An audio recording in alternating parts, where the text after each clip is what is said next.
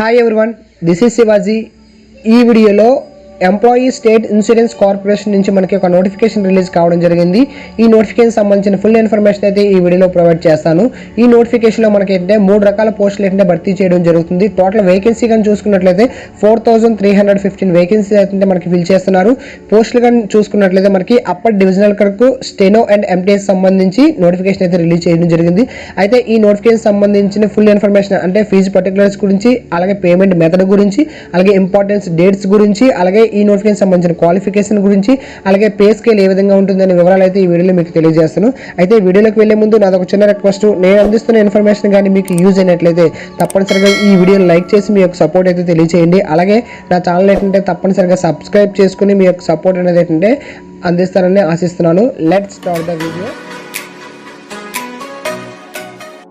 First of ఆల్గా మనం ఏం చేయాలంటే వెబ్సైట్లోకి లాగిన్ అవ్వాల్సి ఉంటుంది. మనం గూగుల్ క్రోమ్ బ్రౌజర్ని సెలెక్ట్ చేసుకుని ఈ అడ్రస్ అయితే మనం ఎంటర్ చేయాల్సి ఉంటుంది. ఒకసారి మీకు చూపిస్తాను.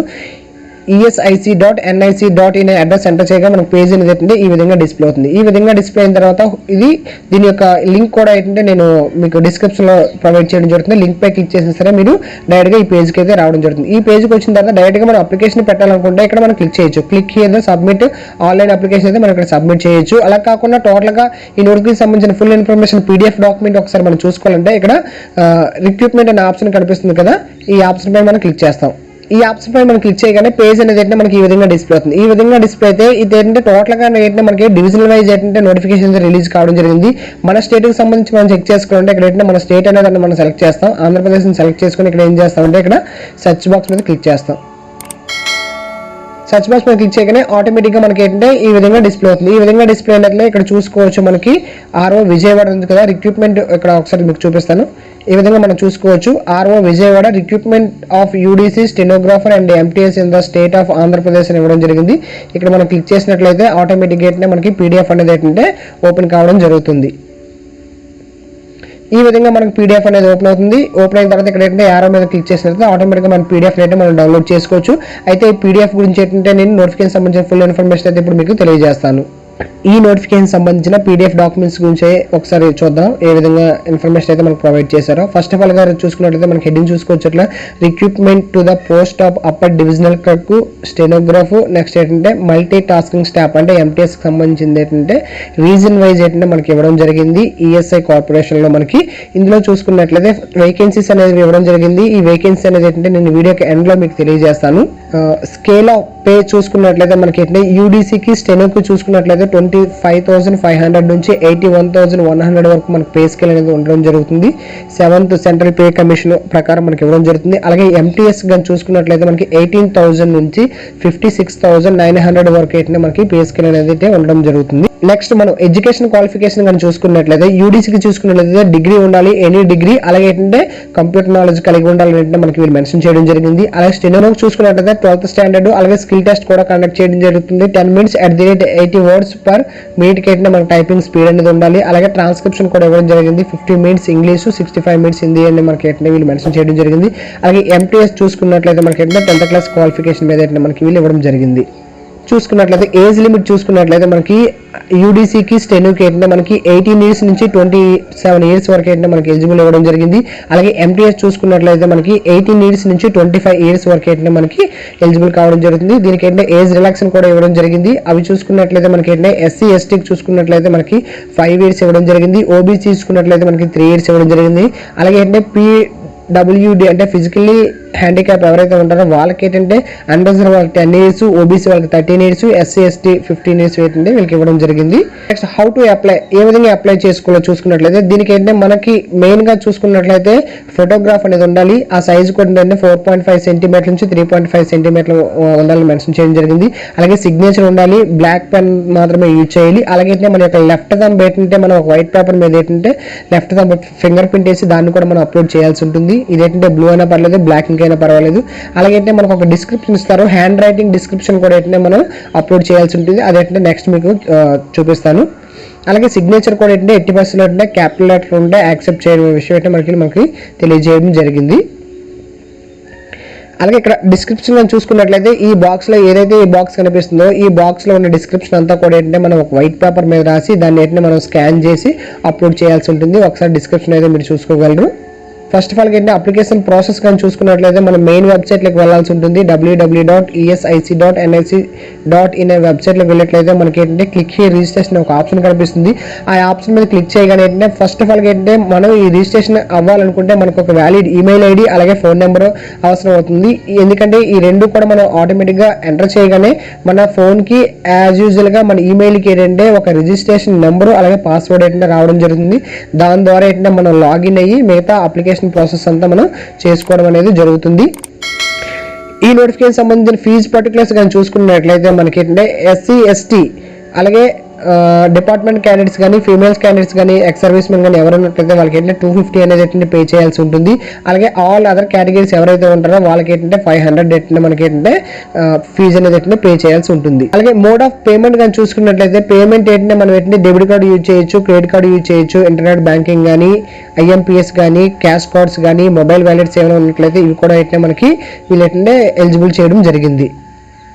నెక్స్ట్ డాక్యుమెంట్ స్కాన్ కానీ చూసుకున్నట్లయితే మనకి ఫోటోగ్రాఫ్ అనేది ఏంటంటే ఫస్ట్ ఆఫ్ ఆల్గా మనం ఏంటంటే స్కాన్ చేసుకోవాల్సి ఉంటుంది. ఇది ఏ విధంగా ఉండాలంటే మనకి వీళ్ళు క్లియర్గా మెన్షన్ చేశారు. ఎందుకంటే చాలా స్ట్రిక్ట్ టూల్స్ అయితే వీళ్ళు ప్రొవైడ్ చేయడం జరిగింది అనమాట. ఇదే సైజులో మనకు ఉండాలి. 200 నుంచి 230 పిక్సెల్లో మాత్రమే తీసుకోవడం జరుగుతుంది. అలాగే సైజ్ కూడా ఏంటంటే 20 KB నుంచి 50 KB మధ్యలో ఉండాలని అయితే క్లియర్గా వీళ్ళైతే మనకి మెన్షన్ చేయడం జరిగింది.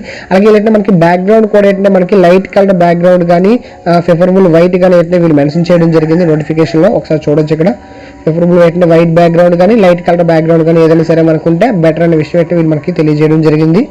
అలాగే సిగ్నేచర్ కూడా ఏంటంటే మనం వైట్ పేపర్ మీద ఏంటంటే బ్లాక్ ఇంక్ పెన్తో సిగ్నేచర్ చేసి దాన్ని ఏంటంటే మనం అప్లోడ్ చేయాల్సి ఉంటుంది. ఎట్టి పరిస్థితుల్లో కూడా ఏంటంటే మనం క్యాపిటల్ లెటర్స్ అనేవి ఏంటంటే మనం క్యాపిటల్ లెటర్ సిగ్నేచర్ అనేది చేయకూడదు. అలాగే ఈ ఫైల్ ఫార్మేట్ కూడా JPG కానీ JPG ఫార్మేట్లో ఉండాలి. అలాగే మనకి పిక్సెల్స్ కూడా ఏంటంటే 140x60 పిక్సెల్స్లో ఉండాలి. అలాగే సైజ్ కూడా ఏంటంటే మనకి 10 KB నుంచి 20 KB మధ్యలో మాత్రం సిగ్నేచర్ అనేది ఉండాలి.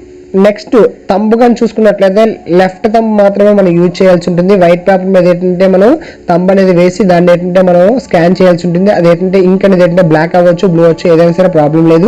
అలాగే ఇది కూడా ఏంటంటే ఫైల్ టైప్ కూడా JPG కానీ JPG ఫార్మేట్లో ఉండాలి. అలాగే 240 నుంచి 240 పిక్సెల్లో మాత్రమే మనకి ఉండాలి అనేసి తెలియజేయడం జరిగింది. అలాగే ఇంచెస్ కానీ చూసుకున్నట్లయితే 3 సెంటీమీటర్ హైట్ 3 సెంటీమీటర్ అంటే విత్ ఏంటంటే మనకు ఉండాలని అంటే వీళ్ళు క్లియర్గా మెన్షన్ చేశారు. అలాగే సైజ్ ఏంటంటే 20 KB నుంచి 50 KB మధ్యలో మాత్రమే ఉండాలి.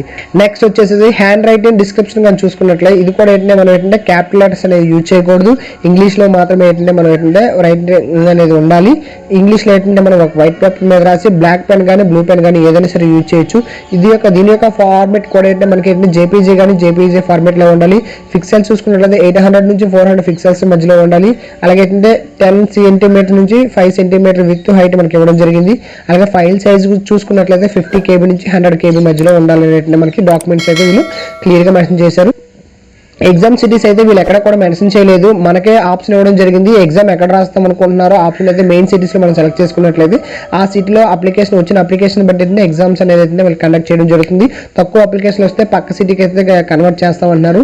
లేదు సేమ్ సిటీలో కానీ ఎక్కువ అప్లికేషన్లు కానీ వచ్చినట్లయితే అదే సిటీలో ఏంటంటే మనకి ఏంటంటే ఎగ్జామ్ అనేది ఏంటంటే కండక్ట్ చేయడం జరుగుతుంది ఏంటంటే మనకి వీళ్ళు మెన్షన్ చేయడం జరిగింది. నెక్స్ట్ వన్ వచ్చేసరికి మనకి స్కీమ్ ఆఫ్ ఎగ్జామినేషన్. ఇందులో చూసుకున్నట్లయితే మనకి చాలా ఎక్కువ ఇన్ఫర్మేషన్ ఉంటుంది. జస్ట్ అయితే నేను స్క్రోల్ చేసి మాత్రమే చూపిస్తాను. దీనికి సంబంధించి ఈ PDF సంబంధించిన లింక్ ఏంటంటే నేను డిస్క్రిప్షన్లో ప్రొవైడ్ చేస్తాను. ఆ లింక్ పైన క్లిక్ చేస్తే మీరు ఆటోమేటిక్గా మీకు డౌన్లోడ్ అవుతుంది. అక్కడి నుంచి మీరు ఫుల్ డీటెయిల్స్ అయితే మీరు మీకు చూసుకోవచ్చు. మీరు ఫస్ట్ ఆఫ్ ఆల్ చూసుకుని అప్పర్ డివిజనల్ క్లర్క్ చూసుకుంటే ఇందులో ప్రిలిమినరీ ఎగ్జామ్ అనేది కండక్ట్ చేయడం జరుగుతుంది. ఈ వేటిని మనకైతే 1 అవర్ అయితే కండక్ట్ చేస్తారు. General intelligence, reasoning, general awareness, quantitative aptitude, English comprehension అయితే ఇవ్వడం మెన్షన్ చేశారు ఈ విధంగా. నెక్స్ట్ ఆ తర్వాత ఏంటంటే మెయిన్ ఎగ్జామ్ అనేది కండక్ట్ చేయడం జరుగుతుంది. ఈ మెయిన్ ఎగ్జామ్ కూడా ఏంటంటే మనకి ఈ విధంగా సేమ్ సిలబస్ ఉంటుంది. ఇది కూడా మనకి ఇక్కడ ఏంటంటే మనకి ప్రిలిమినరీ ఎగ్జామ్ చూసుకున్నట్లయితే మనకి 1:10 రేషియోలో మనకి ఏంటంటే ఫిల్టర్ చేస్తారు. ఇక్కడ మెయిన్కి వచ్చేసరికి ఏంటంటే 1:5 రేషియోలో ఏంటంటే మనకి ఫిల్టర్ చేసి తర్వాత ఏంటంటే కంప్యూటర్ స్కిల్ టెస్ట్కి ఏంటంటే మనకి ఏంటంటే సెలెక్ట్ చేయడం జరుగుతుంది. కంప్యూటర్ స్కిల్ టెస్ట్కి సంబంధించిన ఇన్ఫర్మేషన్ అయితే దీనికి సంబంధించిన సిలబస్ అనేది ఏంటంటే ఈ విధంగా ఉంది. నెక్స్ట్ క్వాలిఫై మార్క్స్ చూసుకున్నట్లయితే ఈ క్వాలిఫై మార్క్స్ ఏంటంటే మనకి UDCకి ప్లస్ ఏంటంటే స్టెనోకి MTSకి అందరూ కూడా సేమ్ అనమాట. రిపీట్ చేయండి ఇది ఒకసారి.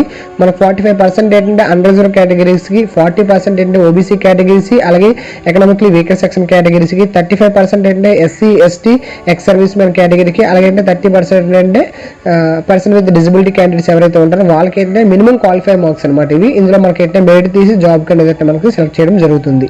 నెక్స్ట్ అంటే స్టెనోకి చూసుకున్నట్లయితే ఇందులో కూడా అంటే ఫేజ్ 1 మెయిన్ ఎగ్జామినేషన్ అంటే ఈ విధంగా సిలబస్ ద్వారా మనకి అంటే కండక్ట్ చేయడం జరుగుతుంది. అదేవిధంగా ఇక్కడ ఫేజ్ 2కి సంబంధించి సేమ్ సిలబస్ కాకపోతే కొద్దిగా డెప్త్ అనేది అయితే ఎక్కువగా ఉండడం జరుగుతుంది.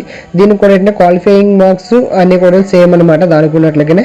అలాగే నెక్స్ట్ ఎంటీఎస్ చూసుకున్నట్లయితే దీనికి సంబంధించిన ఆబ్జెక్టివ్ టైప్ టెస్ట్ అనేది ఈ విధంగా కండక్ట్ చేయడం జరుగుతుంది. 1 అవర్ ఉంటుంది. అలాగే మెయిన్ ఎగ్జామ్స్ అంటే 2 అవర్స్ ఉంటుంది. సేమ్ సిలబస్ మీద కండక్ట్ చేస్తారు. అలాగే క్వాలిఫైయింగ్ మార్క్స్ అన్ని కూడా అంటే సేమ్ యాజ్ యూజువల్గా స్టెనోకి ఎంటీఎస్కి అప్పర్ డివిజన్ కూడా సేమ్ కూడా క్వాలిఫై మార్క్స్ అందరికీ కూడా ఈక్వల్గా ఒకటే. ఇంపార్టెంట్ ఇన్స్ట్రక్షన్ కానీ చూసుకున్నట్లయితే ఈ నోటిఫికేషన్ సంబంధించి మనం ఒక పోస్ట్ కన్నా ఎక్కువ పోస్ట్ కన్నా అప్లై చేసుకుందాం అనుకుంటే సపరేట్గా అప్లోడ్ చేసుకోండి క్లియర్గా అయితే మనకి మెన్షన్ చేయడం జరిగింది. ఒకసారి చూసుకోవచ్చు. Candidate who wish the apply the more than 1 post shall be submit separate application for the each post. ప్రతి పోస్ట్ కూడా ఏంటంటే మనం ఏంటంటే సబ్మిట్ వేరేగా చేసుకునే విషయం అయితే క్లియర్గా మెన్షన్ చేశారు. అయితే చివరిగా ఏంటంటే ఈ నోటిఫికేషన్ సంబంధించిన వేకెన్సీ గురించి అయితే ఇప్పుడు చూద్దాం.